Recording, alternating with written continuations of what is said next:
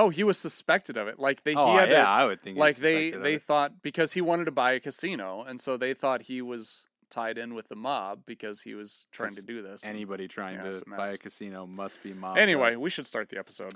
But yeah, check out Casino. Good Yes. movie. Bold stances taken right here on Pod Therapy.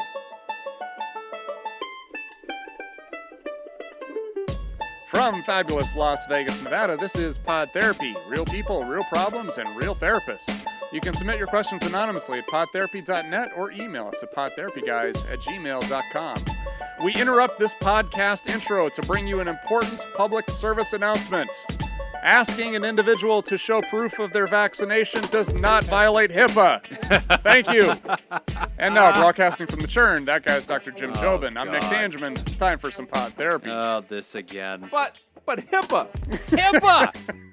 HIPAA! I love when people do this. It reminds me of like He-Man. It's like the preamble to the He-Man like ripping out his sword and calling for power thing. People do this shit so confidently at like Walmart.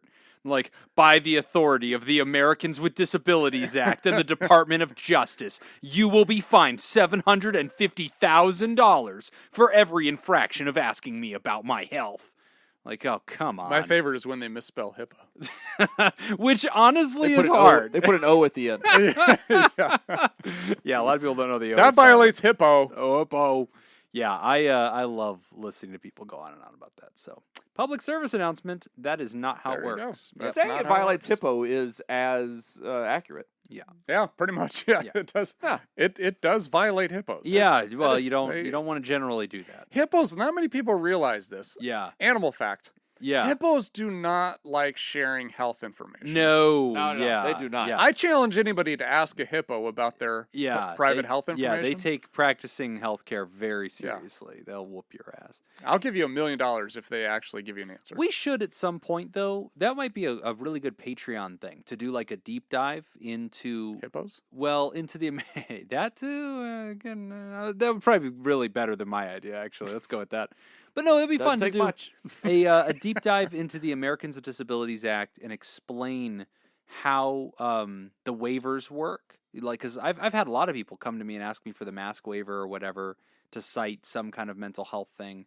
And there is a path to do that, to actually claim like ADA protection under mental health banners. Mm-hmm. But it is actually, I mean, this is where I like to get into law, and like it's really actually super duper interesting to get into like how diagnostics work and like what the criteria actually are because they're spelled in the law. But that would be a fun deep dive. I do like the one part of it. I'm going to say that I know this, and when I say that I know this, I want everyone to understand that I don't know this at all. That should just be part of the opening of the show, I think. But the way I understand it, even with that, Yeah. even if you have the little waiver thing, like if I They can still tell you to get if out. I run a Walmart Yeah. and you come in and say, "Well, I have this waiver, I don't have to wear a mask," I go, "Great." Yeah. You still have to leave. Yes. Yeah. And that's the thing people don't understand is like the ADA protect. See, now I kind of want to do a deep dive in it, but basically it has to do with length of time. So You that's have a 30 criteria. seconds. That's All how right. deep the dive gets. Really quick. Gets to go. In order to qualify for some kind of exemption, you have to have length of time and severity of illness. Severity of illness is not the opinion of the diagnostician. It actually has to meet certain criteria that usually has to do with you not being able to perform regular duties. However, any specific Duties. place that you're in, that doesn't mean they have to do whatever the fuck you want at any time you say. It means they have to make a reasonable accommodation. So in the case of Walmart, if you walk into Walmart without a mask and they say, "Excuse me, here you have to wear masks, that's our company policy," and you say, "Meh, you can't ask me why I don't wear a mask and I don't wear it for health reasons," they can do exactly what Jacob said. They could say, "Get out." And if you say, "You're violating my rights," they'll say, "No, the ADA requires that we provide you a reasonable accommodation. You are welcome to come back and shop during different hours or use our delivery. You can use our delivery Yeah. or our pull up and park thing As and soon just as get your everyone, groceries." as soon as everyone developed delivery, That was it. and the thing is, they don't even have to develop delivery. Yep. Or As soon any as- restaurant as can soon kick as you out too. and say, Postmates yeah, that's it. came along. Yep. They're like, We're done. Yep. You have the ability to enjoy shopping here, and they don't have to bend over backwards and make everything possible. They just have to demonstrate reasonable Also, you accommodation, get into the right to refuse service at any time to anyone. Like, which goes up to an extent, right? Because that's the idea of Sure. the ADA. Because if it's like, "Hey, wheelchair guy, you can't come in here, and I have the right to refuse service to you. I don't like you." You know, like, no, he's protected. He's a protected Right. class. you have to provide a reasonable accommodation If to the the guy in a wheelchair is yelling out, racial slurs. Sure.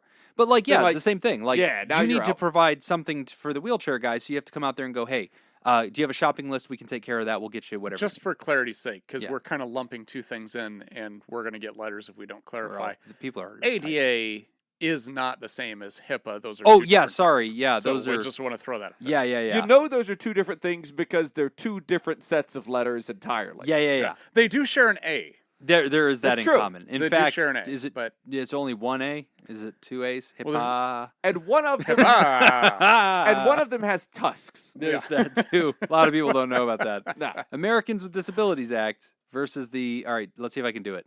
Health information yep. portability. Yes. Fuck. The A's Act. The second A's Act. Health insurance portability And accountability. and accountability Act. Shit. Told you there was That's two close. A's. There's a Pretty lot good. of A's. Yeah. That's how I always screw up HIPAA, though. I always think there's two Yeah, P's. everybody wants to put two P's in Well, the P, you really get that P, That's how I it's say not. It's not HIPAA. it. It kind of It's is. HIPAA. It's hippopotamus. I don't know what about this they didn't teach you in school. At Liberty University, they showed us a whole thing. There's a video. We saw Jerry go on safari. We learned all the African animals. Hey, listen, Noah put two hippos on that. One hippo and one hippo because they had to make babies, Nick. That's just nature. Let's do a question. Let's do questions. Welcome to Pod Therapy. First question here, porn and sexual desires. Oh, by the way, this is Pod Therapy After Dark, so buckle up. You never know what's going to happen on Pod Therapy After Dark. Hello, guys. My boyfriend of a year and I recently had a big conversation where he told me he watches porn regularly and has physical desires to sleep with other people. I struggle with him watching porn because of the harmful sexual narratives it communicates, as well as the industry's gross mistreatment of actors. I felt hurt when he said he has sexual desires for women outside of our relationship, because I feel sex is incredibly intimate and personal for me, though I completely understand it can mean different things for different people. However, he also articulated that he is bringing these things up because he wants to create the healthiest foundation possible for our relationship and work towards a long-term commitment. I'm quite thrown and overwhelmed, and I don't understand his perspective, but I really want to. What are some questions I can ask to better understand his perspective and foster a curiosity about him and his sexuality? I'm having difficulty thinking of questions that are not rooted in my own assumptions or narratives of sexuality. Thank you guys so much for your help. It is very appreciated. Anonymous. Okay. That's a good one. This is a good question. I really like that one. So I guess one question that maybe might be interesting to ask, because I think sometimes when we hear he Ask him has for his search history. yes, don't do that. If you're Doesn't end asking well for anyone, including you. It's just no one. if you're asking about sexual desires, it might be a good idea to define what exactly that means, right? Because if we're talking sexual desire as far as the reptile part of the brain versus sexual desire as in like actively thinking about and fantasizing, Oh, okay. those are two different things. Uh-huh. Because the reptile part of the brain for men, if you're talking about that kind of sexual desire, that's going to be triggered for pretty much Just walking down the street. yeah, with any woman that you see, because Right. that's kind of how that part of the brain is structured. It's Uh-huh. meant to procreate, Right. and that's just kind of how that works. But that doesn't mean that he's necessarily having sexual fantasies about every single woman that he comes across. Oh, Or I Or- think it could be a right? step beyond that. Even I think it could be. You might be having sexual fantasies about women that you know, Well, women that that is are what in he his says. life. Yeah. But is this something that he is actively wanting to pursue? Yes. And saying, this is something that I want to do. Let's you and I discuss this and how we're going to do this.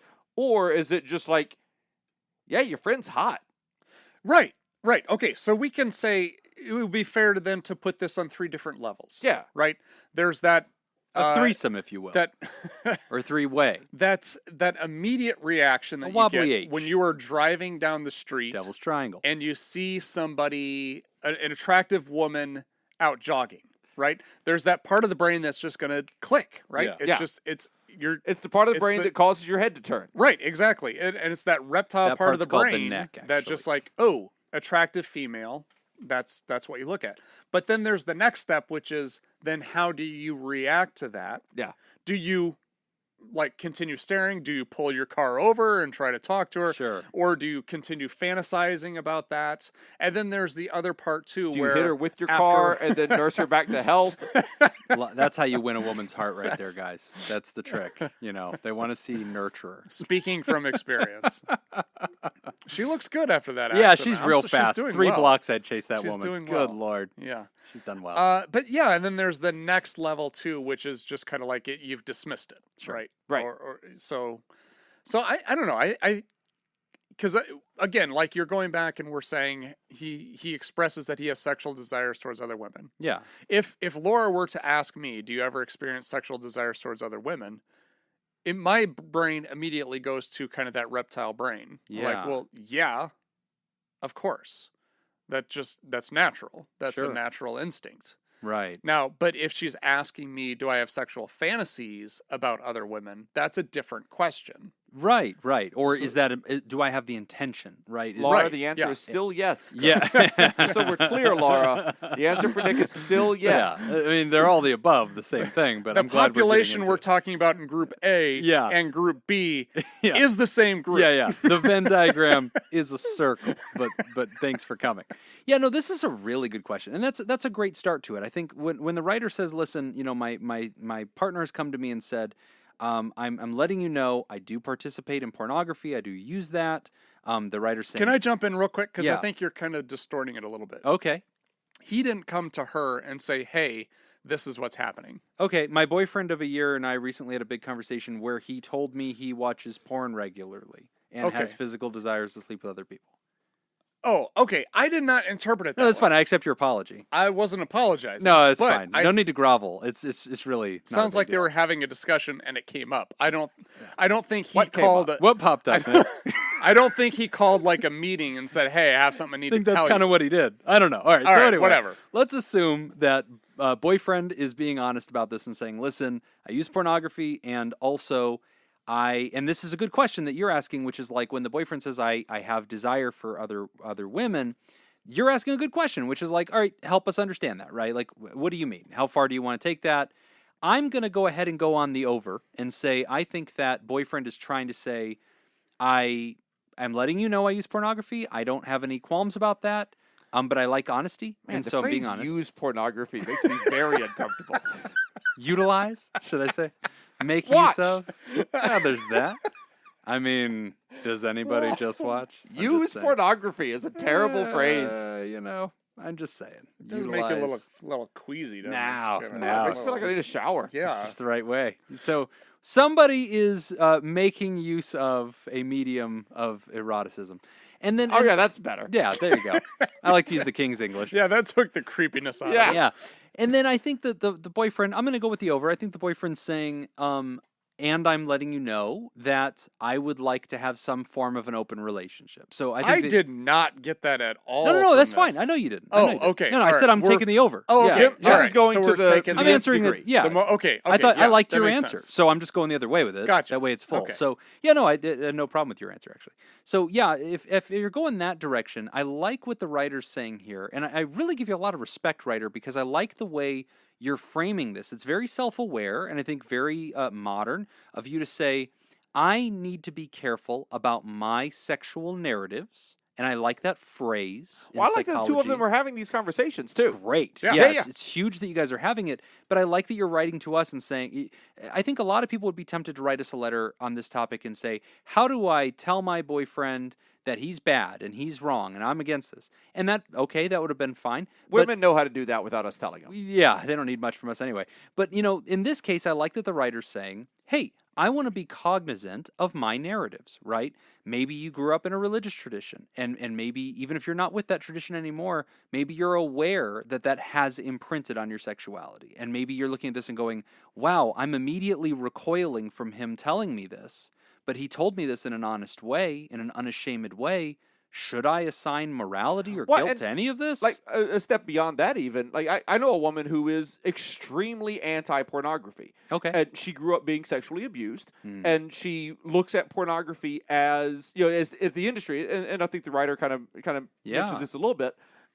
Is just being rife with sexual abuse. There's that, and I think the other thing the writer said that I think's a meaningful observation is saying that pornography, in the writer's opinion, I want to be careful here, but in the writer's opinion, it can create these false kind of understandings of sexuality, false expectations, and I think there has been that argument that it can kind of create these different or what the writer calls harmful sexual narratives. So teleporting to the end of your letter here, writer, where you say, okay, so what I'm asking is, I desire to sit with my partner, and I want to learn, I want to be genuinely curious, and I want to learn about my partner's sexuality, and I want to be able to ask questions to learn that, but I want to be very mindful of myself, my sexuality, and I don't want to be imposing. I'll tell you this, writer, a couple of thoughts on that. One, I want you to acknowledge that's difficult to do. I was about to say the same thing. Let's start there. Tough. That's a hard one. Yeah. And I think even the most progressive person has a view of this, but everybody has a line. Everybody has a line that at some point, everything beyond that line or things in that space are wilderness to them, and they're really uncomfortable with it, and they recoil about it. Like saying, use pornography. There's that. And so, There's like, a lot of that can be a recoil. really tricky thing. I remember I was in a human sexuality class at UNLV, and I was still, very much like, part of the church and doing everything I was doing, and that was what it was. But even at the time, I thought I had a pretty broad view of sexuality. I wasn't like, like doing a lot of, angry talk at people. Yeah, I mean, I'm sure you felt Liberty University It's really fine. prepared you for all So I took this this class at UNLV, and so this was freshman year, and I Turns took a out class, they could have. and it was human sexuality, and I remember noticing, and the professor did a good job of this, was starting off by challenging sexual narratives and said, Yeah. in this class, I'm going to say things that frighten you, and I'm going to say things that scare you. But we're just talking about humans, and we're talking about bodies here. But I'll bet you're going to notice this, and there's a lot to talk about here about social constructs and morality constructs and what you think. And so at the time, I'm thinking, oh, old man, you're not going to scare me. I'm a 19-year-old, and I've had the internet now for a while. It's going to be just fine. And then the first thing he does, he gets up there and says, sexuality involves everybody from the womb to the tomb. And I was like, that's a clever rhyme. The womb to the tomb. The womb to the, that seems awfully early. What do you mean? Just the process of childbirth? And then he continues. He says, no, sexuality exists in children. Sexuality exists in adolescence. Sexuality exists before you're of age of consent. We're going to talk about all that, and we're not going to be judgy about it. And immediately I was like, not judgy of pedophilia? Like, what? Why is that something we're talking about today? Like, that's Jim is out. I was immediately like, no, like this, but he did a good job of warning us, and then he made us write papers about it. He lost Jim at not judging. Yeah. Wait a minute. Had nothing to do with Pardon sexuality. me, sir. I was told I could judge. So anyway, I tell that story Picture because Jim wearing a monocle. number one writer, I needed it. It was prescribed. So number one thing that I want to tell you, writer, is this is perhaps more difficult than we realize a lot of the time. I give you a lot of credit and a tip of the cap that you're saying, I really want to be good at this. I want to be able to sit down and talk about it. But it is hard because sexuality is a very intimate, personal thing. And a lot of people, you can tell them, listen, I'm here for you. Nothing's off the table. I want to hear from you. And I want you to feel safe to tell me these things. You can say that verbally, and that sounds lovely. But only a sucker would believe that it's okay to tell you whatever they're thinking, because there's no getting that toothpaste back in the tube, okay? And it's a very dangerous game.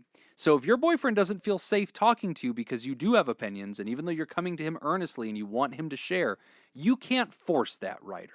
Yeah. And so I like that you're willing to acknowledge your own sexual narratives. I like that you're willing to give room to your boyfriend's sexual narratives. This may not be one conversation. This may be many conversations. Oh, yeah. And I think he's only cracking the door to see how you handled the first conversation. Yeah. You know, I'm imagining myself in this position. You know, the I imagine question you in that position a lot too. The question that I would have. By the way, sorry that we're handling this like 12-year-olds. It's Pod Therapy After Dark. The disclaimer was made. People can't write in about this. It's off limits. The question that I would have in this situation is I would ask my partner, what is the role that you see me playing in your sexuality? Okay. Yeah. Okay. You know, because that's where I would want to, like, Sure. okay, cool, you're into this. This is the thing that you do. This is what you like. I would Right. absolutely you go at this see- from the angle of like us. Right, Yeah. exactly. I don't need How to know do you everything see- about everything. Oh no, let's talk about us. We Yeah. can talk about everything, but let's Yeah. talk about us and work out from that. Yeah, Right. what role do you see me playing in this? Do you see me as being, like, just a supporter, just an observer, an active participant? What exactly do you see me doing in A this? camera operator. Yeah. Holding the boom mic, I think, is Yeah. really the job. No, I like that a lot. Yeah, like let's start from us and work our way out from there. Take conversations organically.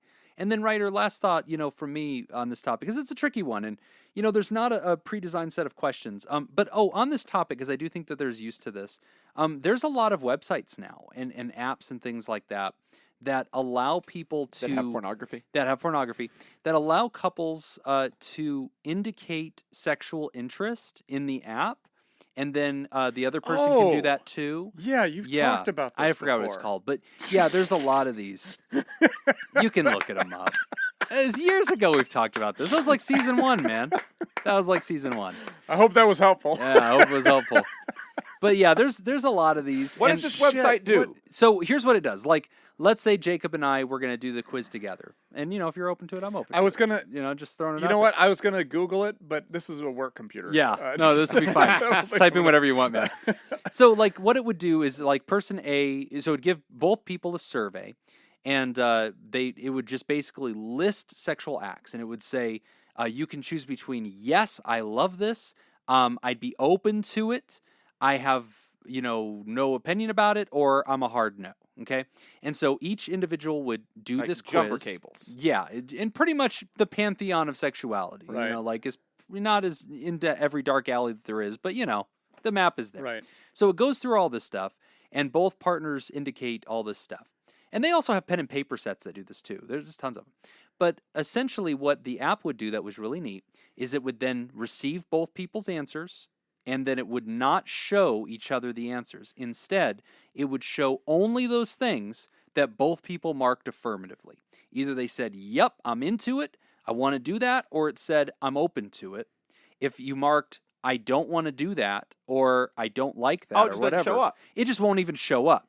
Yeah. So then in your mind, if you said, I'm all about doing, you know, whatever, I want to go out in the forest and, you know, do this in front of bears or whatever, if that's one of the things you picked and it doesn't show up, you can safely assume by process of deduction the other person wasn't into it, but you didn't risk them finding that out. But they don't see that you said, They I want to have fuck no bears. idea. Because to them, they're like, well, I know I said I don't want to hook up And with I don't bears. mean large homosexual hairy men. No. Those are great. We mean I mean big bears. old grizzly bears, Yeah, the yeah. dangerous type. Like the So, thing that yeah. Dorothy was scared And then of. the other person doesn't know if you both said no. So Little the Red more Riding Hood, I conservative think. person, That's a wolf. Oh, yeah. So the you're more conservative person's lions and desires tigers are and ultimately bears. going to show up on the list. But the more non-conservative person, they're not exposed for Yeah. everything that they liked, and so that allows them Oh, to that's a nice calibrate. little That, tool. yeah, It that gets is you a the great overlap. idea. Gets you the because overlap quickly. It prevents that thing of like Mojo upgrade. That's like- what it was called. what is it? Mojo upgrade. I don't know if Mojo it still upgrade? exists, but yeah, back in the day, I used to tell couples to do and that. it's a it doesn't start that conversation of like, wait, you want to fuck bears? Right. Yeah, then you gotta be like, oh no, I was kidding. Yeah, you don't have to I take mean do accountability that. for any of it. It's Yeah. just a survey, and then the app just swaps them, and then it goes with the conservative interpretation of things, the things you had general overlap on, and there you go. Now you both know where you stand. Right. If you're going to have future conversations. But back to the writer, you know, this question of sexual narrative writer, this is a much deeper question than I think a lot of people give credit to. Sexual narratives are really big things. I think they're created by culture, philosophy, religion, politics, personal experience. A lot of stuff. Oh, yeah, I'm on the website now. Great. Send me the link, and we'll just compare notes. So you and I It'll be can fine. I mean, see. we should do it for the show, and then just announce our answers at the end. You said you didn't have good Patreon content. Oh, that's a Patreon right there. That's a special Patreon. This That's is their just producers research. only. Yeah, that's just research. But great question, writer. And the thing I would say is appreciate this is going to be many conversations, but your great test is to say, listen, I can't promise you I will not be affected by what you share. That would be an unreasonable promise. I can promise that I'm here to listen, and I'm going to try to receive what you say, and I'm going to try to demonstrate that I'm a trustworthy person that can talk about this, and I'm willing to discuss things, and I'm willing to self-examine and notice my own sexual narratives. But on that point, remember, you're always entitled to boundaries. Mm-hmm. And just because, the other person says, hey, listen, I really want to have an open relationship, and philosophically, I don't have any problem with this. What do you think? And your answer might be, I don't have any philosophical problem with this. I have no moral objection, but I also know that's not good for me personally. Right. I'm not a good fit for that. Great. Communicate that boundary. That's not being repressed or oppressed, or that's not being persecutory to your mate. You're still being kind. You're allowed to have boundaries, as all relationships are. And perhaps your mate is telling you, I want a relationship that looks like this. And you might not be able to do that. And you might not be able to do that. Relationships have not worked out for much less. That's true. Mm-hmm. Maybe one of you's a Republican, one of you a Democrat. One of you's, for the Yankees. One of you's for any of the other teams, because fuck the Yankees. But you never know how this thing's going to pan out. Also in the survey is which baseball team Good. are you And that should supporting? be. That's a big part of This sexuality. is America. America. We're going to take a quick break, and when we come back, we're going to talk about, what are we talking about? Oh, ending a relationship with an alcoholic. You're listening to Pod Therapy. Today's episode is brought to you by Robert Brownie Jr., Mint, Rob. Kayla Lansbury, Crazy Manana Scoop, Malaya, and Cindy Ash. Woohoo. If you'd like to become a sponsor, go to patreon.com/therapy. I think it's still /therapy. and become a producer. I'm sorry. You're doing great. All right. This week's trivia theme in honor of our producers is words. Ha! More appropriately, definitions. Oh, no. I will give you the word, and you have to guess the definition of From the a word. list? Yes. Okay. Have a shot. Odulest. Odulest? Odulest. Is it A, pen in a stringed instrument by which the instrument is tuned, an agent that induces nausea, the part of the back or backbone between the shoulder blades at the end of the loins which an animal cannot reach to scratch, or D, a person who never laughs? Odulest. If you'd like to join the Therapy Producers and make the show possible, go to patreon.com/therapy and sign up. Again, that's patreon.com/therapy. I don't think it's the scratch one, because I can scratch pretty much every spot on my back, I think. Not every mammal would have that. Yeah, that No, doesn't seem if Jim right. can do it, it's not a word. Yeah, I'm scrapping that one. The last one was somebody that's not funny. A person who never laughs. Okay, and then the They might first be one, hilarious. the second one was the thing that makes you throw up, Yes. and the first one was what? A pen in a stringed instrument by which the instrument is tuned. That feels right. That just feels so specific. I'm going with the first one. Okay. You locked in? Yeah, I'm locked 'Cause I- in. 'cause I know You can the go answer. first on the next one. No, I just know the answer. You So just know what an yeah. odulist is? Yeah, it's B. Is it? An agent that induces nausea? Yeah, it's that one. I love your confidence, but no. I was like, I was damn. like, if this works, it'll be great. That did seem like the right It's answer. worked for the last two shows. Yeah. What are we at, 190? Yeah, this is pretty damn. We've been doing this for a while. It is a person who never laughs. Really? Oh, interesting. Yeah. That was my person's second called guess. an odulist. Odulist. Wow. So use that in a sentence, listeners. Yeah, go out there and call somebody an odulist. Use your Well, I figured- highfalutin pod therapy knowledge. Many people are mistaken for odulists while in conversations with Jim Jobin. Do you think that the plural is odulists? Because what if it's like oduli or something like that? I'm happy with where I went. Or Yeah. odulapi? Yeah, you're Boy, probably see how we right. didn't laugh at that? Yeah. Nick and I could be odulists. No, wait. Am Yeah. I the odulist or are you the odulist? No, you cause people to behave like odulists. Oh, so the odulist is the one who does not laugh. Correct. The silent one. Right. That's interesting. I wonder if, like, in comedy routines, like when they have the goofy guy and, like, the straight man or whatever, the straight man is called the odulist because they do not laugh. Don't believe so.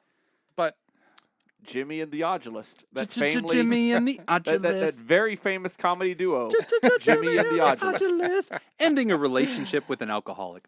I've been dating a recovering alcoholic for 6 months. Last weekend, he admitted to having relapsed 2 months ago. He claims to having been sober the past 6 days. I've been telling him to see a therapist and go to meetings for support, but he refuses. I told him if he doesn't get help, I can't keep talking to him. He continues to keep me updated on how he's doing and what he's been up to. Check-ins are unsolicited. I feel guilty if I don't respond. I think it's his way of keeping himself accountable. I know he's not in a healthy place or emotionally available to continue dating me, and all of this has been emotionally draining for me. How do I communicate that we need to end things? I think you're a half a step away. Yeah. I think you're doing great. Yeah. I have a feeling Nick's going to have a deeper dive on this one than me, but I mean, right away, I guess my first question, if I'm talking to the writer, I'm saying, whoa, why do you need to break up with him? You were not even aware? Like there was no evidence in his life, no ripples in your relationship But there that could be make you something think else he relapsed? in the writer's life that we're not aware of. I from this sure as letter- hell from hope this so, letter. because if the only thing that you're breaking up with this guy for is the fact that you are aware that he's an alcoholic, Like the writer might have an alcoholic father or something. maybe, but Yeah, there's we got to don't be know. something going on. But I bring that up because I do think that some people, when they discover that a person is sober and is in recovery and no longer using something, sometimes they look at that and take that super serious. Great. I think that's very supportive. But they might feel like, I need to punish you if you break your program. And that shouldn't be the way that the relationship dynamic always I have a works. different take on that. You can't be the arbiter of I'm this happy person's to give the sobriety. writer the benefit of the doubt. I in would that. ask why. I guess my initial reaction is, if the writer were here, I'd say, hey, can you tell me when you decided you were not happy in the relationship anymore? And if the writer was like, no, I'm very happy. If this person could just be sober, it would be great. And I'd ask, how has their lack of sobriety affected the relationship? What behaviors do they do? And if the person said, none really, I just know they broke their winning streak, I would say, okay, I want to talk more about, because like that goes to like Al-Anon stuff of like, hey, you didn't cause this, you can't control this, you can't cure this. I would start asking, I want you to be in the role of supporter and girlfriend. Like, it's between him, his sponsor, and his therapist, what he does next. I'm not sure that the I don't person know. is in a program. I don't know. All right, Nick, go ahead and correct it. You just took a lot of assumptions there that the person is in That's what I do. like a 12-step type program as well. The writer? No, the The person won't do it. the The boyfriend. boyfriend says he won't do it. yeah. Yeah. So like I don't think they are in a program. No, I'm just curious why. If your Here's- only reason for breaking up is the fact that sobriety was broken, alone, in a vacuum, no other behaviors. I'm assuming no there's other something thing. more to it. I I- hope so. honest- The writer didn't say anything. Here's the thing. I would disagree with you. Okay. If that is the only reason, that is reason. That's their reason. Well, I'm not it saying doesn't. it's illegitimate. I'm Yeah, just I mean, curious. but the thing is you also have to remember this is a new relationship. All right, Yeah, so that's 6 one months. Good point. If they have been seeing each other once every couple weeks, they've only seen each other 12 times. Okay. So you're just really getting to know somebody. 6 months. Yeah, Twice a sorry. week. I don't do math. I was told there'd be no math on this show. That's a lot of potential baggage to I be look- taken on in a new relationship. Exactly, and that's what I'm Yeah. saying. Like, okay, so I meet I'm giving this the writer person. the total benefit of the doubt All as right. far as that part goes. Yeah, Fine. and that's kind of where I'm approaching this because being in a relationship with an active alcoholic, Okay. that is huge. It can be. Yeah. And that's something that if you've been in this relationship for a long time and you love this person and this person means a lot to you and you have so much invested in this person, you want to see them succeed, I see that as being a different situation than just meeting somebody and learning they're an alcoholic. Yeah. Right? And it seems like this is more towards the latter. This This seems is like a like- newer relationship. Like Yeah. if somebody new came along and was like, you know what, I don't want to be friends with Jim because he is obnoxious. Yeah. Which that would be never one happen. thing. It's quite a Whereas if fiction. your wife was saying, I'm going to divorce Jim because he's obnoxious, Right. I'd say, what has changed in Jim's behavior recently? Yeah. What over the last 15 years made This it is happen? kind of on you. This Yeah. is, I feel like you're enabling this to a degree, Yeah. Jim's wife. Good point. No, but I think you guys are right because the writer does say, I know he's not in a healthy place or emotionally available to continue dating me. Yeah, there you And go. this has been emotionally draining for me. I'm So giving the writer assume the total benefit of the relationship doubt. has been quite affected And Yeah. by the honestly, chaos of alcoholism. and here's the thing, I'm a big advocate for people in recovery. Yes. Obviously. Obviously. That's my whole job. That's Yeah. that's been my whole career. Or that's what you would like us to think. Yeah. Right. Besides your new day job as a fitness trainer / assassin. Right. Hey, did you see the picture I posted to Instagram, that sticky note? That was a good one. That was a good one. I Yeah, liked liked that. that. That was was a good very one. good. This yeah. is the part of the show where Yeah. Jim discusses things that he posted on Instagram. That you, Hope and you I, enjoyed the I'm new not even segment. going to tell you what it said, listener. Hope Go you find enjoyed us this on whole Instagram. new segment of the show. Yeah. Go to PodTherapyGuys on Instagram if you Some want to see people it. said this segment wouldn't work. All the people That's the said end that. of my sentence. But like I'm a big advocate for people in recovery, and I hate to see them have the stress of then like, oh, now my significant other is leaving me. Yeah. But I'm also on the side of the significant other. Like, this is a new relationship. You're probably right. I mean, if this person is not in recovery, they're not ready for a relationship. Yeah. And you're investing a lot Yeah. in this right off the bat. And if you're not ready to do that, then ending Cool. this relationship is probably the right thing to do. That's a fair point. And as far as how you communicate that, I think here's the thing, and this is a very common saying in recovery: not my monkey, not my circus. yeah. Right? It's not your job.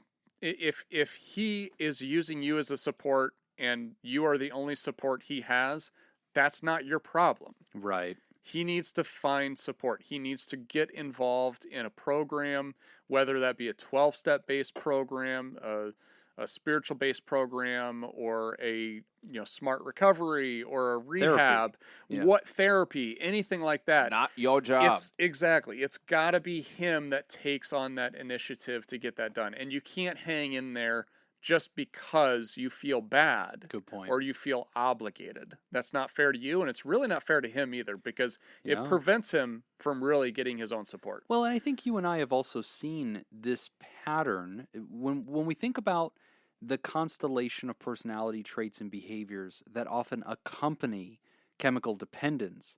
A lot of people think addiction, chemical dependence, substance abuse is a very simple thing. The chemical hits their body, they want more of it, they keep doing it. Yeah, that's the sitting down with a diagram thing. But it's really a whole life disease. Mhm. And it leads to a lot of other behaviors and ways of treating other people that can often sound like manipulation, lying, like the pity effect, or even being angry at people. Like there's a lot of like social control that a person with chemical dependency will exert on their personal ecosystem. And I'm curious about that because the writer seems to be saying, I kind of ended it. Like Jacob's first response was, "You sound like you're a step away from it." It sounds like he did Well, it. yeah, I mean, it sounds like the writer's just saying, how do I communicate this? But the writer says, Right. ex-boyfriend comes to me unsolicited with updates, constantly trying to tell me how things are going, and I wonder, would we see that as a form of manipulation to the point where we would tell writer, if you have made the decision to leave, let's do this now, and let's also enforce some pretty strict boundaries. Yeah, and I think the writer then gets to choose, where do you want to set those boundaries? Yeah. How involved do you want to be? Do you want to stay on the friendship level, still be a support system? You can do that if you want. Do you want a clean break and you say, I'm not I wish you available the for best, this. Yeah. but you need to go do your own thing? And there is no shame in that. A Yeah, lot of people feel like, no, well, what if this yeah. person gets Because- even worse? It's right. like, listen, that wasn't because Still of you. not Exactly. your Yeah. fault. Exactly. Still not your job. That's Because right. here's the thing. With a lot of the folks that I know that are in active addiction, they're smart, Yeah. and they know that. Yeah. And what they would sometimes do, I'm not going to say everybody, Sure. but I would say if I was an alcoholic in this situation, you know what I would do? Is I would let that person know, you are my only support. You're my only. You're Yep. my rock. Sure Yeah. would. Because I would have be nobody. Sure Yeah, would. I would be locking them in. Yep. And I would 'Cause say, that's- you know what caused my relapse was You. that fight that we had. Yep. Yeah. We had that really bad fight where we broke up for an afternoon, and then the next day, and maybe that was part of it. I might not be lying. Sure, But I'm going to yeah. let you know that. And then it's like, oh. Right, use that well, to my advantage. Yeah, Jim, I was kind of thinking maybe we shouldn't be together anymore. Oh, wow. Okay. I'll leave here and head to the liquor store. I just really don't have anybody. Imagining us not being together, that really causes me so much stress. Makes and I me don't think thirsty. I could, And you know what happens is the other person's a good person, right? But we Right. also see this dynamic, and we talk about this a lot in addictions treatment, codependency, right? Because like the other human is prone to developing codependent traits where they constantly feel like they can do something to help. They must. It's their problem. They're part of this. And listen, writer, like Nick's right. Like it's only been 6 months. But that's the thing that I think the writer says loud and clear. I want to end this. Advice on ending this. For that, we go to our expert breakup specialist, Jacob, the audio guy. Mr. Jacob Smith. I'll tell you something. He'll tell you a thing or two I don't know about how to why break some Jim just hearts. decided to throw this to me, but I will take it and run with it anyway. I remember segments where he just explains how to break up with people. I'm already regretting this. It'll be fine. It'll be fine. Let's just see what happens. I'm going to ignore what you threw it to me for entirely and just talk about this other thing. No. I will tell you, I have had multiple friends that have, and multiple like close friends that have been drug addicts. Yeah. I don't think I've ever done this with an alcoholic, but I've definitely done this move with multiple close friends that were drug addicts. I guess are drug addicts. No, one of them's dead. But the other people are still alive. Yeah. And I have cut people off from friendship entirely. And except for one person who is deceased, not entirely because of drug addiction, but not because of drug addiction. Those people went on to get better. Has nothing to do with me cutting them off. This is not an AB thing. But you did the hard thing when it was tough to do. But I said, and one person particularly who we are back to being close friends. His whole friendship circle kind of cut him out.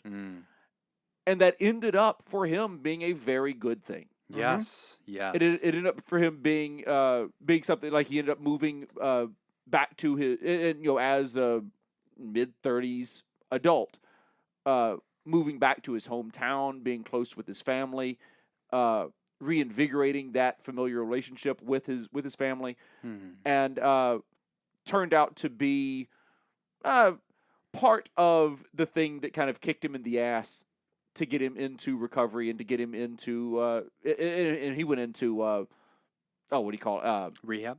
Yeah, but in-house rehab. Inpatient rehab. Yeah. There you go. Inpatient is the word I couldn't think of. He went into inpatient rehab for this was methamphetamine and heroin were his things, meth being the big thing. And and that turned out to be a really good thing for him. Cutting your ties with someone, even if it's just a temporary thing, and here's something that you might try. If this is something that you are interested in possibly having a relationship ever again, be that a romantic relationship or a friendly relationship, whatever, is say, you and I are taking an indefinite break. You and I are taking a break, and one day, I might call you, or I might email you, or I might text you. And that's the time that the break can be over. And if you don't want the break to be over at that point, that'll be up to you. That'll be up to future you. I will initiate contact. I will initiate our next contact. Oh, wow. If you make contact with me again, I will block you on everything. See, I told you he's good at breaking up with people. I wouldn't have thought of that. That's a damn good thing. I will block you I will block your phone number. I will block your email. I will block you on social media. I will burn your house down. I will kill your family. I will kill your dog. I'll kill everybody that ever knows. I have a very special set of skills. I feel like this took a turn. No, you're on a roll. They get the message. Yeah. This is how I imagine him telling us that he's not going to produce our podcast anymore. Yeah. If I choose to do this again, I will call you. I will let you know. As of now, you're not blocked. If it's anything short of an emergency. Was I not clear that I was speaking to you just now? Yeah. It was weird how you were staring at me every single word. I think I got that feeling. But I mean, it is both in both of these things. It is fine to cut this relationship off completely. Right. You are not responsible for this person. You can't be responsible for this person. That's right. I mean, you are not. I'll speak for myself. I was not qualified to deal with the people that I was dealing with. Sure. On a more helpful level than saying, if you're going to continue on with this behavior, that I look at it and I say, you are going to die. If you like my close friend still, I said to him, if you continue on with this, you are going to die. I cannot be a party to that. I love you. You are a close friend of mine. I cannot be a party to killing you. If you're going to die, I can't be part of it. Right. And if that happens, I really hope it doesn't happen. But if that happens, I can't be here to I watch. certainly at least can't be part of it. Yeah. I will be crushed if it happens, but I will be destroyed if I look at your death and say I was a party to this. Right. Yep. Yeah, or I was in proximity of it. Yeah. So how to say goodbye, I guess. I think that's that answers the question really well. How do you communicate that? That's pretty much how I would do it. Yeah. Definitely figure out what boundary you want to set. How close you want to be to this. But I like that idea of like, don't call me, I'll contact you. Yeah, and if you're open to suggestions about where you should create that boundary, I like Jacob's proposal myself because I think that if it's this blurry, I'm your ex, I'm rooting for you, I'm your friend thing, it really leaves that door open. It does. Yeah, And it leaves like, it open for manipulation. Can we get coffee? I just need somebody to talk to. Yeah, I don't want to get coffee. Yeah, and it puts you right back in that position again of being like, oh, God, I don't want to say no because like I offered my humanity, right? Because I did offer that as the boundary. I would go with the go ahead and chop it off, and I like kind of Jacob's idiom for that. And if you want to go to a different spot, I mean, it doesn't have to be an I'll call you thing. It can be, when you get to this point. It could be. If you go and do the 12 down the line, if you go and do the 12 steps, when you get to the step where it's time to make amends, feel free to make amends to me. And until you get to that step, don't call me. Yeah. I mean, it's an idea. I'm spitballing at this point. I think, get you. but I agree because really you're talking about you've known this person for 6 months. It's not like you have a long history where you can go into that friend zone and it's going to be natural. Sure. It's. I think it's okay to say, listen, I am rooting for you. I care about you. I really hope this works out for you. I'm not available for contact any further. But please do not misunderstand me. That doesn't mean I don't like you. It means I'm going ahead creating a boundary here. And I love how Jacob said that. I'm not going to block you or anything like that, but I'm letting you know the next contact will be from me to you.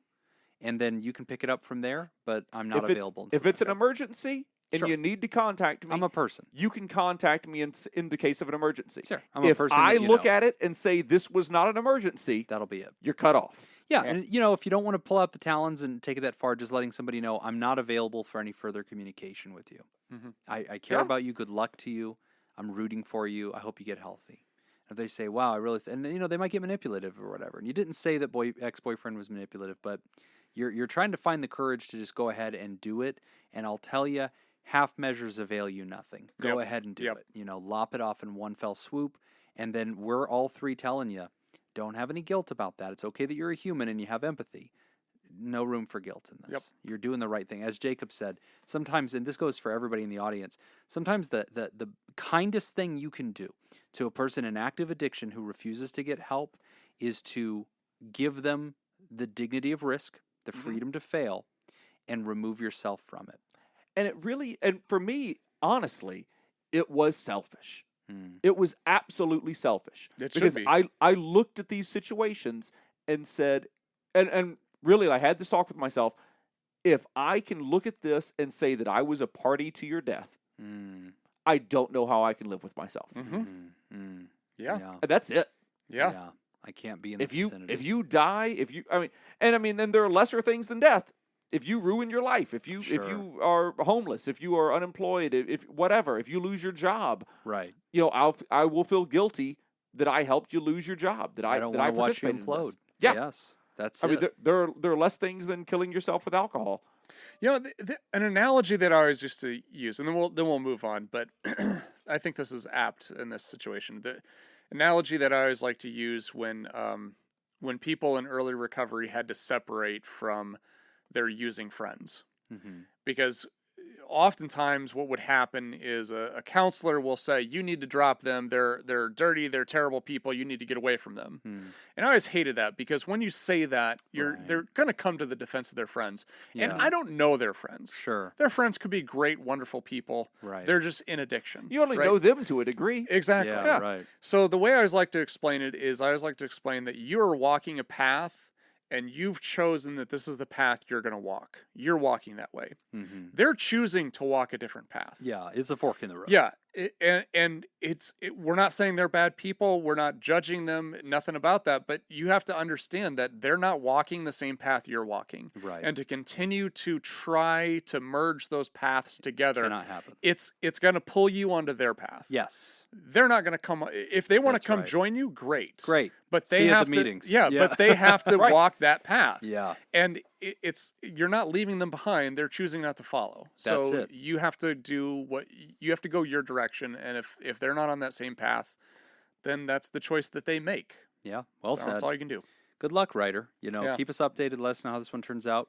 But to anybody out there that needs to create that boundary, you're absolutely entitled to that. And that's healthy. It's actually a kindness, but also you deserve that. You're allowed to create that boundary for yourself. If you feel like you need to create that boundary, yeah, absolutely. I mean, do it. And, I'm speaking harshly. And I'm not advocating being unkind. I just want to make that very, very clear. But be clear. Yeah. You can be kind. You can be a human. But, for me, I would suggest being firm. Yeah. Yeah, I was absolutely. just being serious. Leave no ambiguity. Yeah. Yeah. But I mean, this is in many ways this is the most help that you might be able to give. True. Yeah. I agree. And even if that wasn't your intention, even if you were like, that's a nice bonus, guys, but I'm worried for myself. Cool. Pull back. Yeah. Yep. Pull back. You have the right to cut off. Any and all of the above. But don't be ambiguous. That's the one thing. I would encourage you not to be blurry with the boundary. I like Jacob's kind of way of framing it as the next time that we connect, I would like to be the one to initiate that. If I have not directly initiated it, please do not reach out. Yeah. Yep. That's a great, And that day may never come. very clear, Right. very clear, very clean.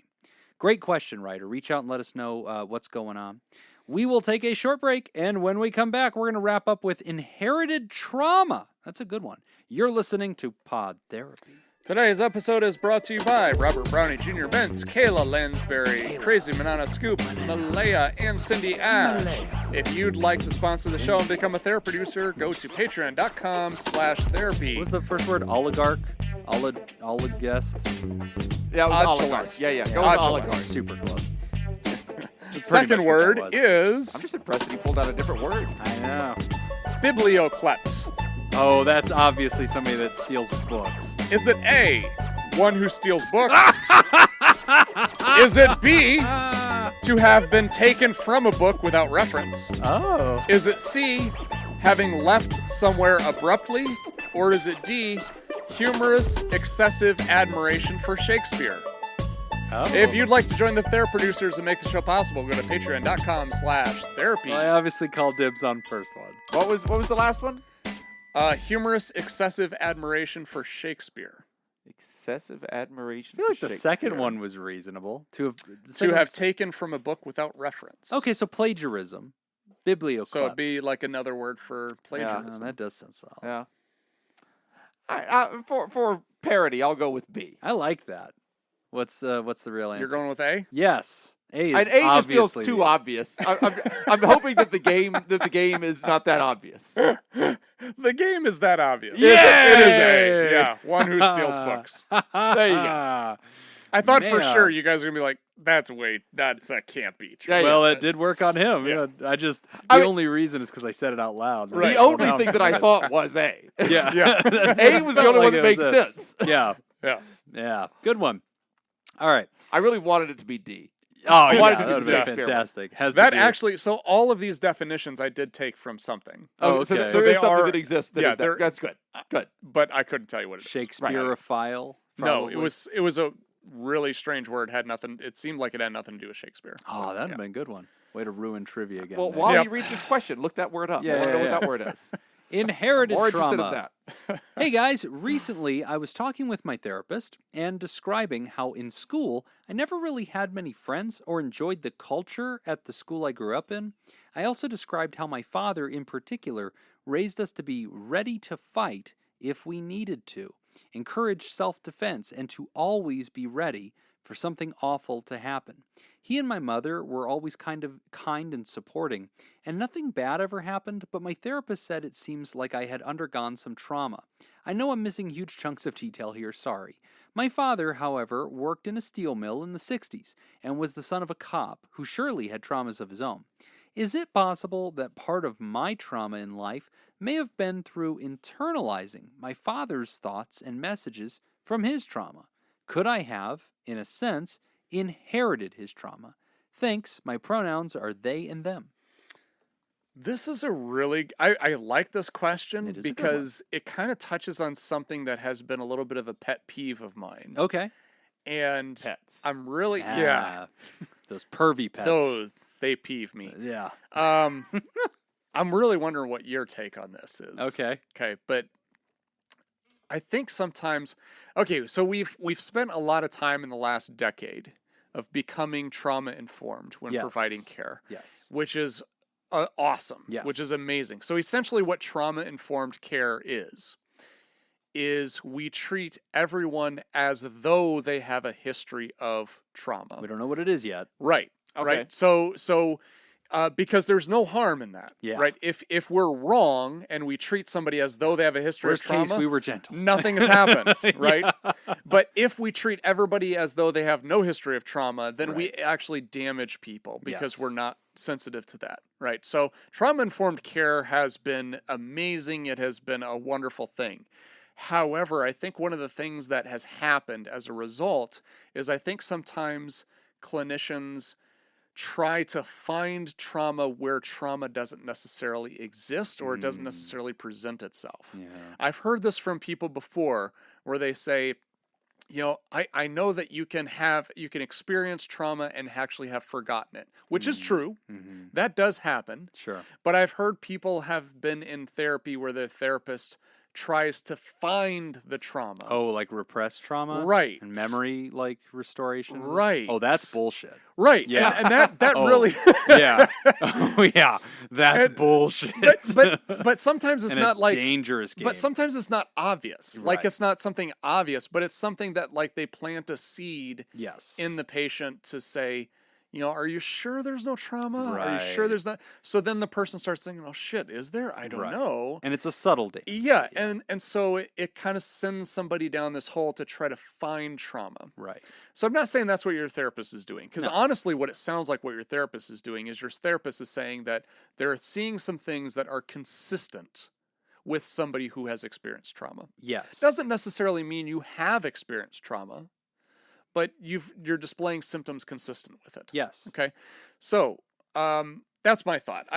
Yeah, so I agree with you. And the only thing that I would probably kind of come in and try to change the definition of, and this is me translating what you're saying because I think there's something in this that I know exactly what you're saying, but the listeners have no fucking clue.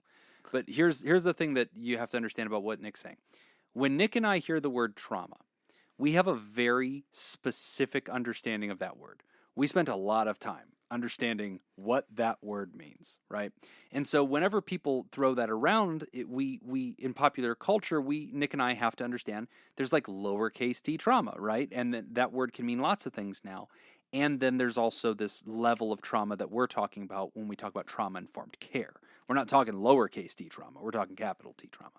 So when Nick says, like, yeah, there seems to be a lot of that these days, and this idea of, like, you know, relay race trauma where, like, 2 generations ago went through something and they're handing it to you, this can start getting a little bit bubbly where it's like, okay, is there really any substance to this? So that's a good conversation to have. Where I would kind of come from is, if you change one word here, you've got me on a yes. And here's where I would go. I don't think of it as you have inherited trauma. And a lot of therapists, by the way, I'll just say this out loud, will disagree with me all the way down to the grave because they would say, no, there is such a thing as generational trauma. And I agree with that. Again, I struggle with the clinical word trauma because I need that to be different to me.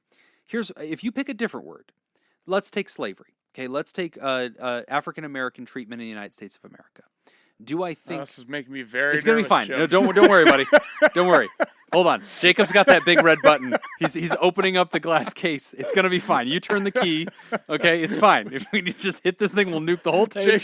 We'll burn the studio. Nobody Jacob will and ever I know. have to turn the key at the same time. Yeah, it's like GoldenEye. Yeah. You guys have to launch the All right. satellite. I'm ready. Here's how this Standing works. Standing by with the mute button. All right, no, honestly. So that totally works. So here's like an example of that. Do I think that African Americans during other eras that were not slaves Did they inherit the trauma of the experience of slavery? In a very real sense, yes, right? Because that trauma transforms itself into culture and expression, hypervigilance. The writer says, my father was a cop, I think, or his father was a cop. My father was a millman. Grandfather was a cop. Grandfather Yes. was a cop.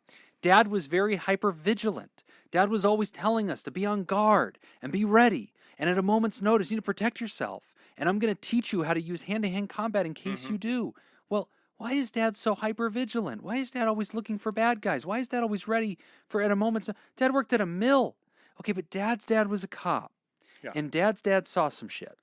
And Grandpa's trauma, in a sense, shows up in your father's life. Right. Because that imprint is transmuted. One of our old mentors and bosses, Dr. Johanna O'Flaherty, great author, by the way. She has a great book on this topic, and she specifically discusses its overlap with addiction. But she has a great line in there where she says, that which is not transformed is transmitted. And she's specifically discussing that in a chapter about generational trauma. And she doesn't mean it as capital T trauma. She means it as exactly what you're seeing here. Grandfather's a cop. He is taught the world is dangerous. He teaches his children who he loves that the world is dangerous. And he imbues that into them. And it becomes part of their psyche. They become anxious people, alert people, hypervigilant people. When they're parenting, they do the same. And so in a sense, you have inherited the imprint of grandfather's trauma. There is some truth to that. Yeah, absolutely. And I would absolutely agree with that. That was going to be kind of my next point. Same thing. I mean, The slavery thing? No. Oh. But if you want a really good example, like a real life example, like we can take Jim's neuroses. Yes. Most of them. Please take them. Those that are not Yes, transformed are will be transmitted. Yep. Right? So his kids, when they become adults, They already they're going have to be signs. messed up. Oh, yeah. They've already got signs. I know. I have a whole slush fund that I put away just for therapy. No, it's funny because I think one of my kids said that today. I think I was like pulling out, or, well, even the pandemic, situation. Like, we were pulling out, we were going to go have lunch at like this outdoor, restaurant. And so like we're going to the patio or whatever. And as we're pulling out, one of my kids goes, oh my God, did you guys remember to get masks? Yeah. And like the energy level, I was like, wow, that's big energy for a kid. Yeah. But then I Wonder realized, where you learned that. yeah, where did you learn it? Well, I learned it from Dad, because like I'm always like, but Oh, like, I thought it was going to be Mom. I yeah, thought you were well, gonna say- I've probably corrupted her too. She says she didn't used to be anxious before I showed up in her life, so I've corrupted the whole That checks family. out. Checks out, yeah. Yeah, absolutely checks out, right? And so like I have my life story that has created certain, we call them neuroses or we call them patterns of thinking or whatever, and I imprint on the people I love, right? And so that which I do not transform in my life, that which I do not get help for and take intentional efforts to make right, I will, whether I realize it or not, hand them off. The interesting thing about this that I think is really fascinating is that from the writer's perspective, it's just normal. Like, it's not something like the way Dad's behavior is, assuming that this is all happening kind of as we painted it, right? Sure. That Dad's behavior is normal. We don't think of it being abnormal because it's the only It's what thing you that we know. experience, Right. right? It's what we know. So Right.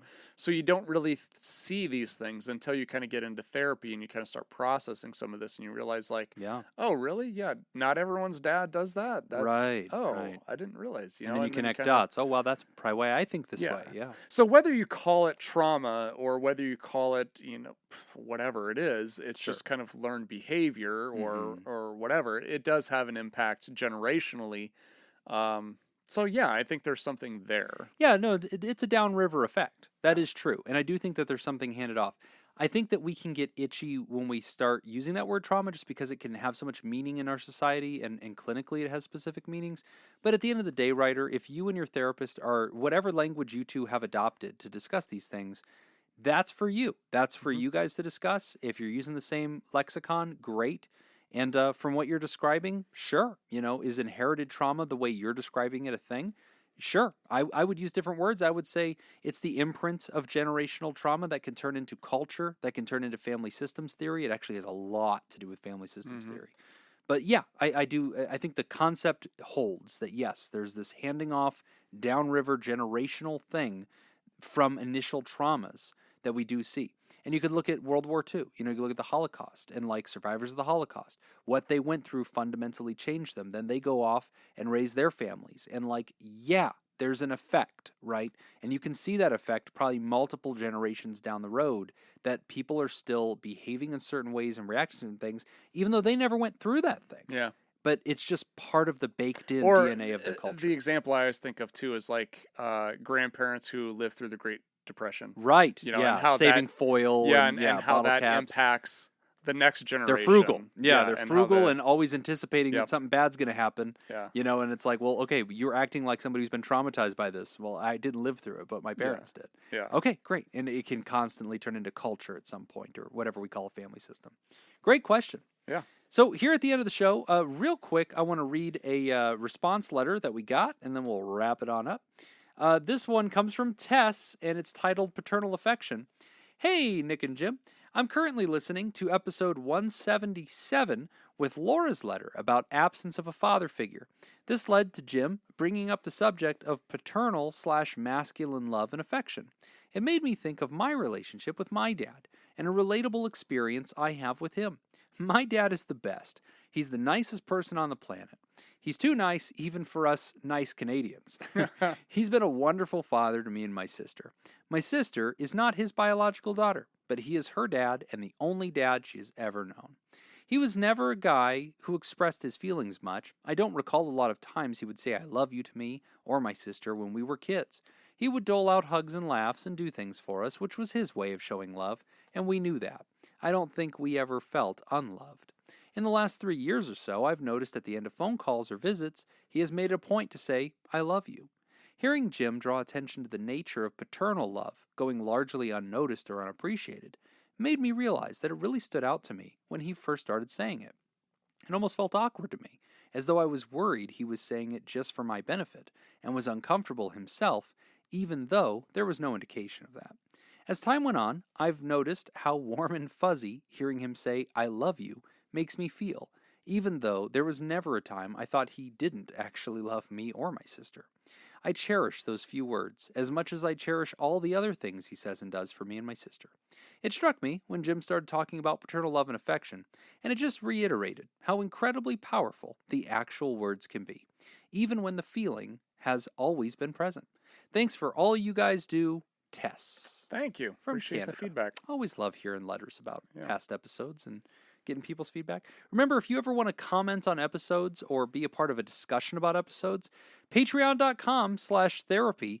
There's always a conversation on our shows. We post to Patreon every Wednesday. Our regular show airs on Thursdays, but we post the show a day early and also with almost an extra hour of content. It's usually just us hanging out in the studio, just being buddies, and so you can always catch that too. If you ever have thoughts about things that we did wrong that you want to talk about, patreon.com is where you post that. Yeah, you could pay to tell us. Oh, we'll listen if you paid. Oh, that's where that conversation happens. That is where that conversation happens. That is true.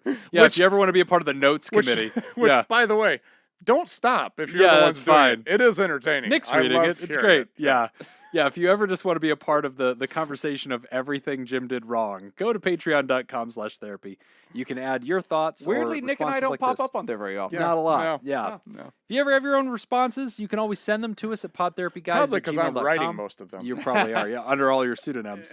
Also, all the money we make just goes funneled back into all the accounts you've created in Patreon, just so you can crap on me in the comments. Yeah, very elaborate scheme. Patreon.com/therapy.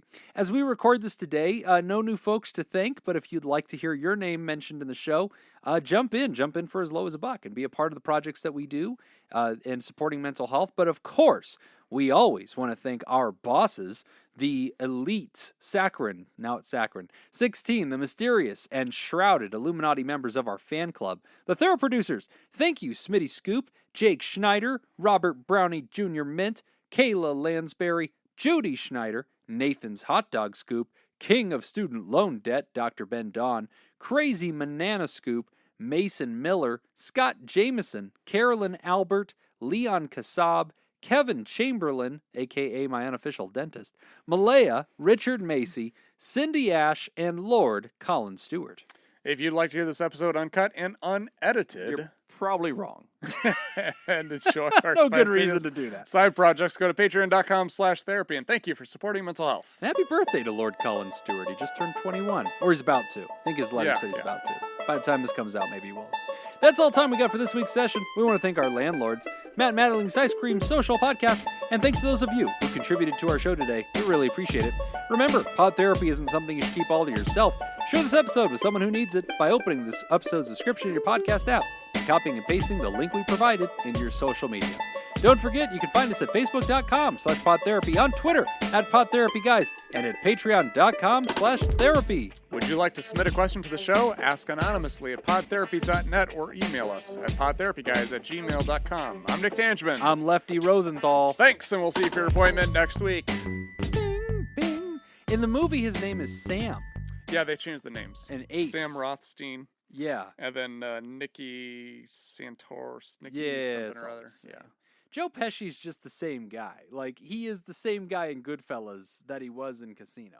Even down to being made. Totally different. And that was interesting, too, because Robert De Niro in Goodfellas, is he also Jewish? Because they say he can't be made because he's not full of...